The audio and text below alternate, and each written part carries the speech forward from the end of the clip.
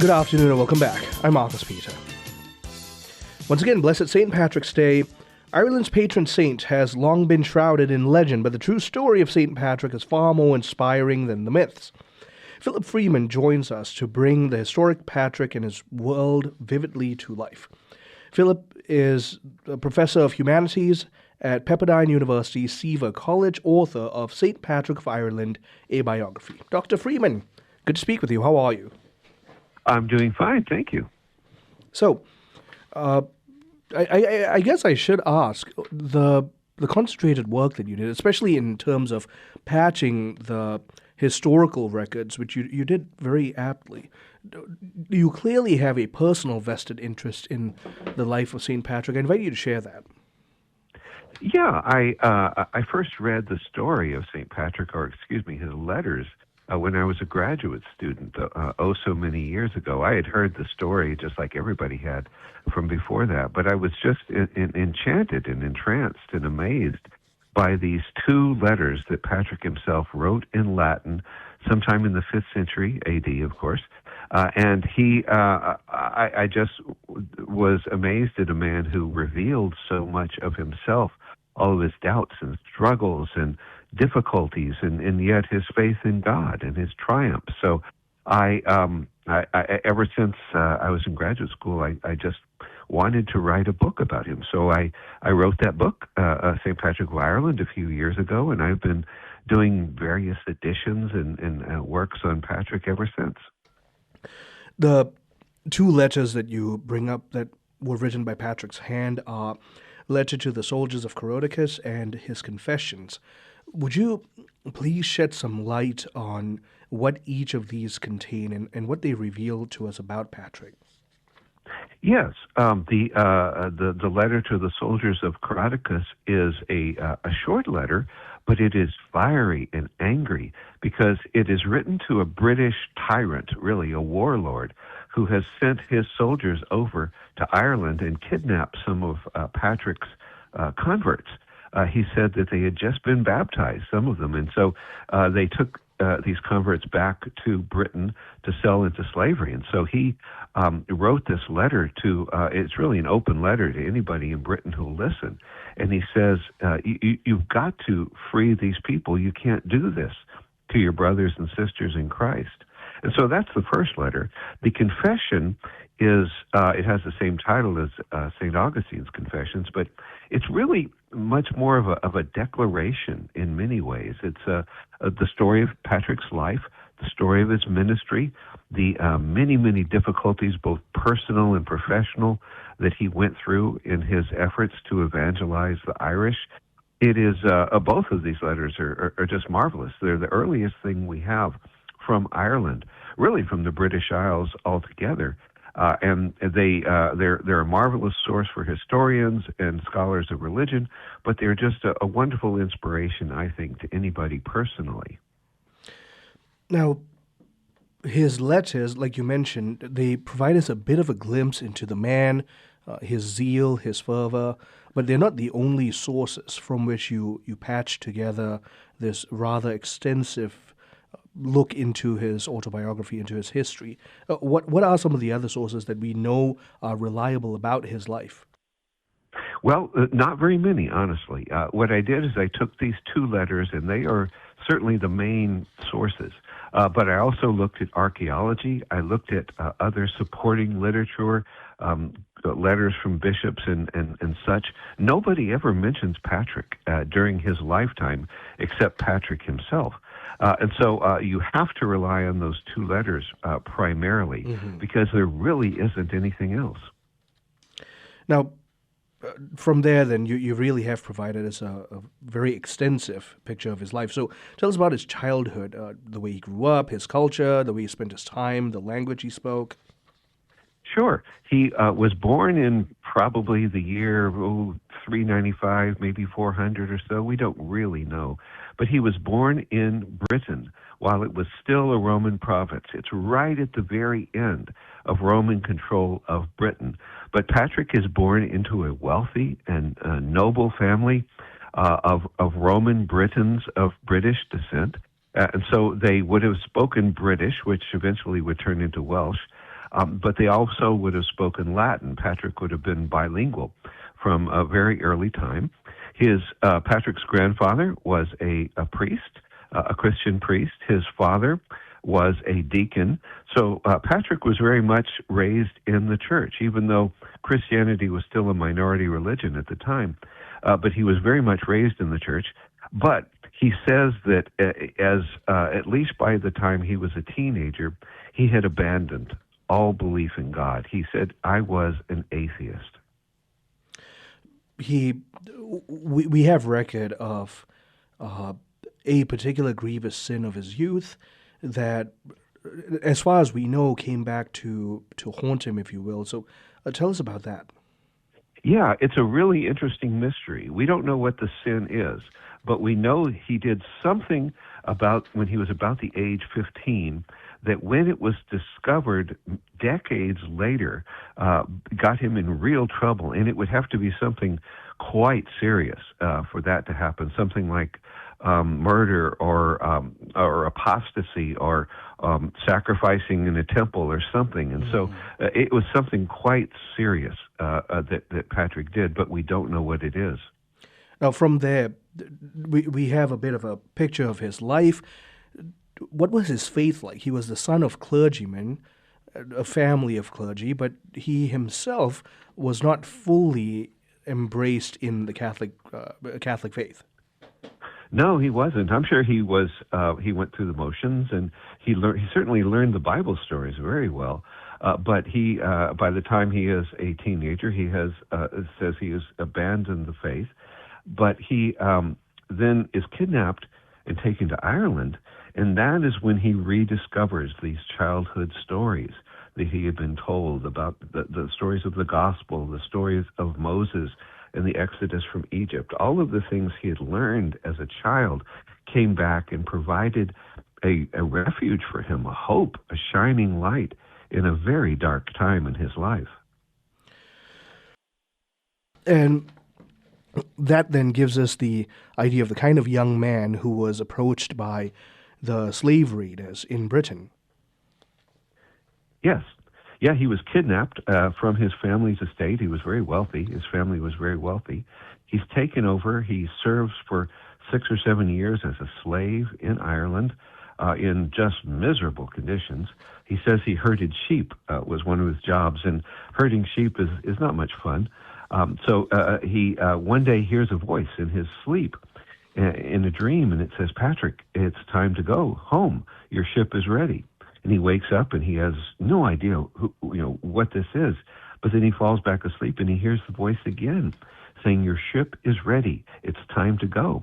And so Patrick makes a great leap of faith, and he escapes from his Irish master. He travels across really all of Ireland. He finds a ship. He talks his way on, and he eventually gets back to Britain, where he sees his family again. Even before Patrick became the stalwart preacher of Catholicism in Ireland, Ireland as a nation had a sense of sacredness. There was kind of concept of Ireland as being sacred. Can you speak to the religious milieu that he was a slave in? Yes. Ireland at the time, we're talking about the early 5th century, was a polytheistic society. It had many different gods, very much like ancient Rome or ancient Greece. They would have, they had gods for water, they had gods for the sky, they had gods for every spring and every lake. They were certainly a very spiritual people. That is true. And this religion that the pagan Irish had was overseen by the Druids, who were a professional class of priests. They were sacrificers, and they performed many different functions in the religion. I am talking with Dr. Philip Freeman. He joins us now to bring the historic story of St. Patrick of Ireland, and today being his feast day, to share with us a bit more of the historical context in the life of St. Patrick. Continuing on the other side of the break, stay tuned. I'm Marcus Peter.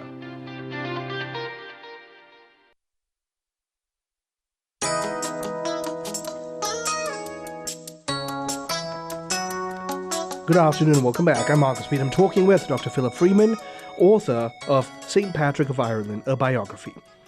So, Philip, to pick up on a point that you were making earlier about the the the milieu of Ireland at the time, there were a few stories that permeate the historical narratives of Ireland that I'd like to invite you to speak to as well. Sure.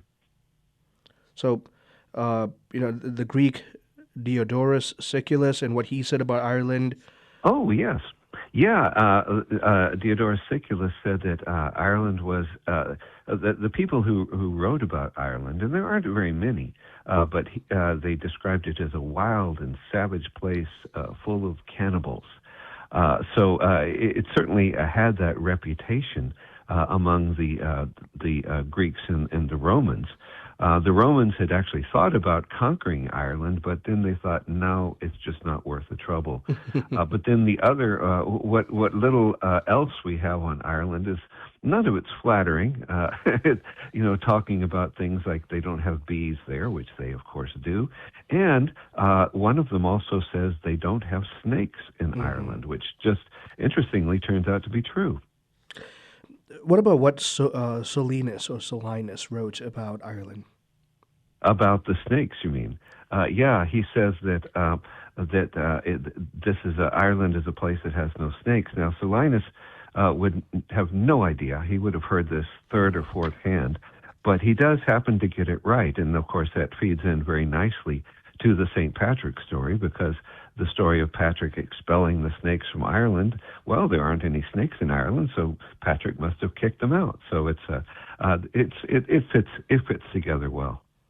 And you also have a lot of savage stories, even by Jerome, about just about the general cannibalistic savagery of the people in Ireland.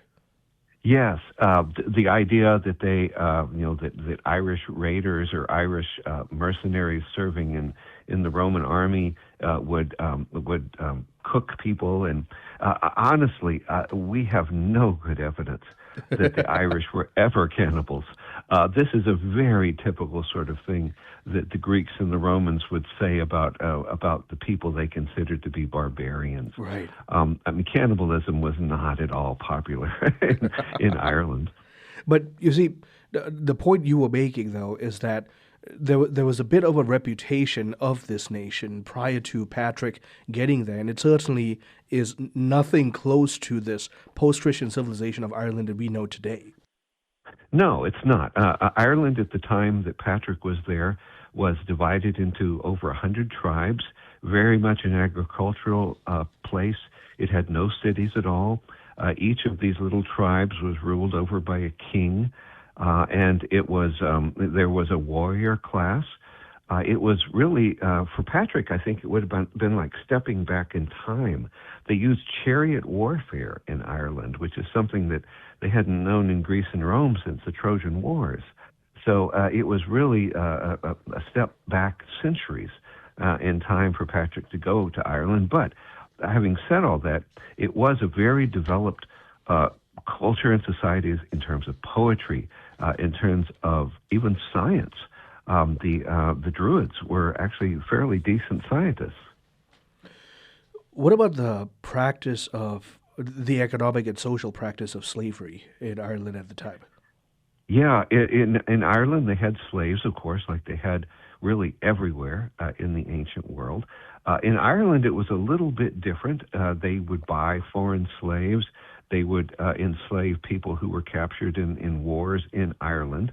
But the one thing in Ireland is you could not work or buy your way out of slavery, which was something that you could do in Rome. If you worked hard enough and saved up enough money, you could buy your way out, but never in Ireland could that be done. And so the Irish,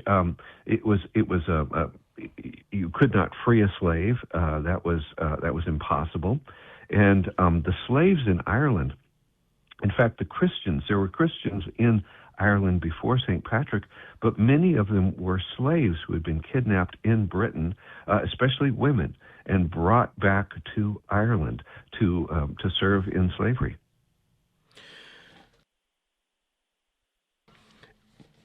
In fact, slaves were essentially had all of the rights of property. They didn't have human rights. Right, exactly. Absolutely no human rights.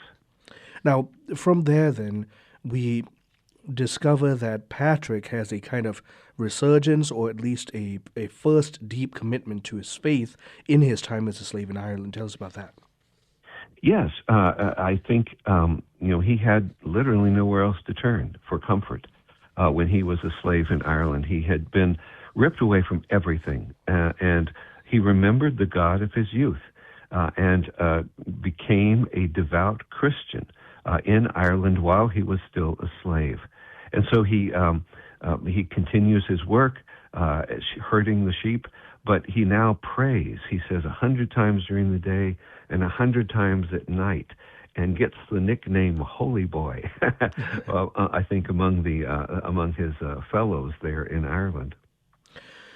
He starts having some real supernatural and spiritual experiences. Share with us some of those. Yes, he did. He had the dream. I mentioned a couple of dreams that called him to escape, to find this boat and go back to Britain. But he talks.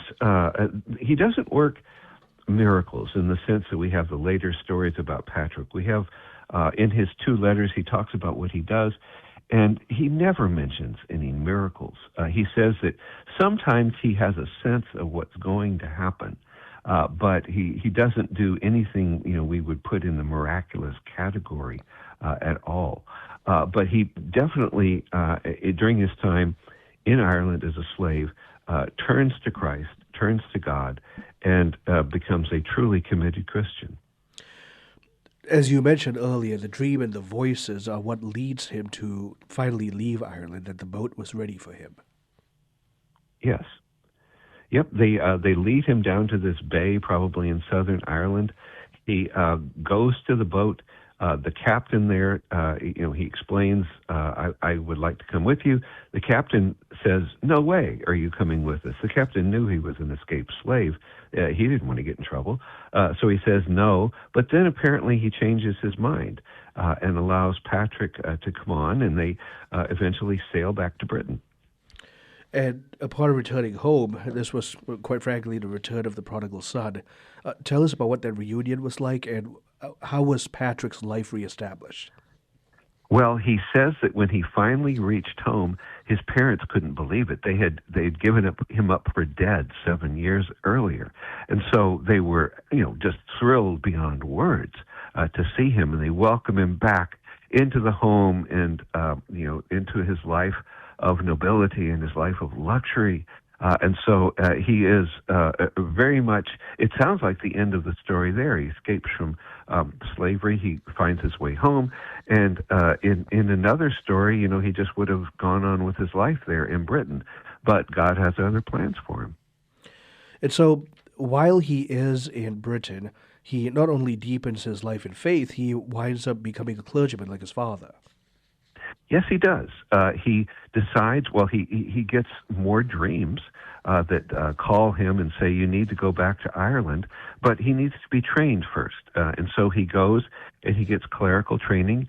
He gets training as a priest. He's eventually going to be ordained as a bishop, but he is trained as a priest in preparation for returning to Ireland as an ordained minister.